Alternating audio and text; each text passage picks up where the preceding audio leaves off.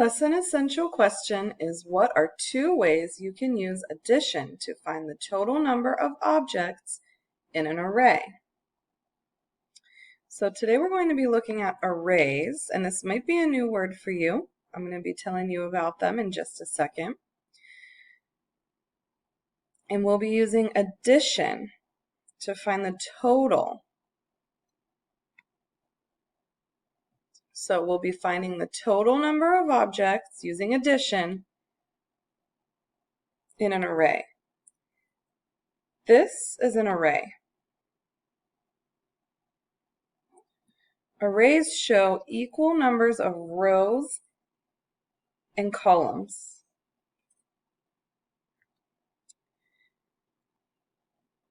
So an array has objects situated in line in rows. I'm going to show you what a row is. Rows go from side to side.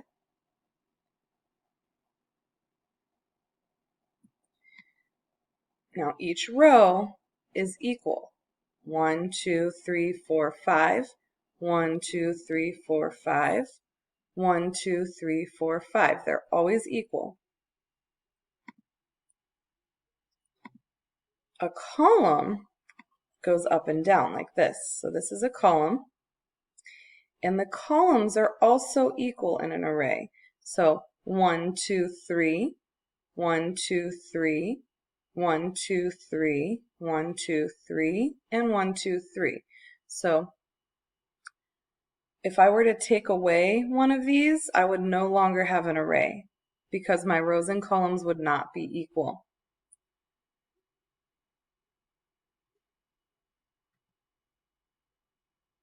So there's two different ways that we can use addition to add. We can add the rows or we can add the columns.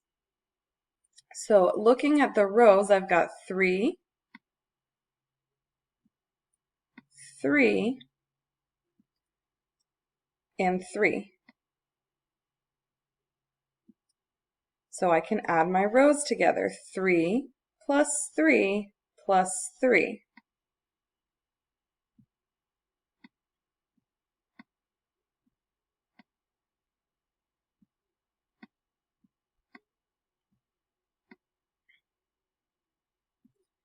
Three plus 3 is 6. 6 plus 3 equals 9.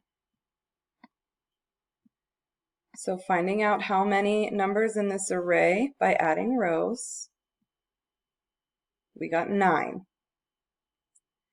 We can also add our columns. So 3, 1, 2, 3. Our rows and columns are the same in this array. 1, 2, 3, and 1, 2, 3. We've got 3 plus 3 plus 3 again. And that's not always the case. Your rows and columns won't always be the same.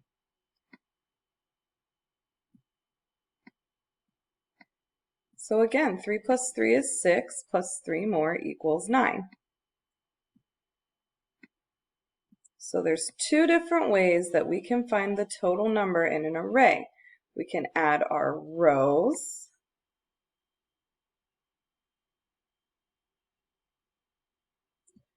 or we can add our columns.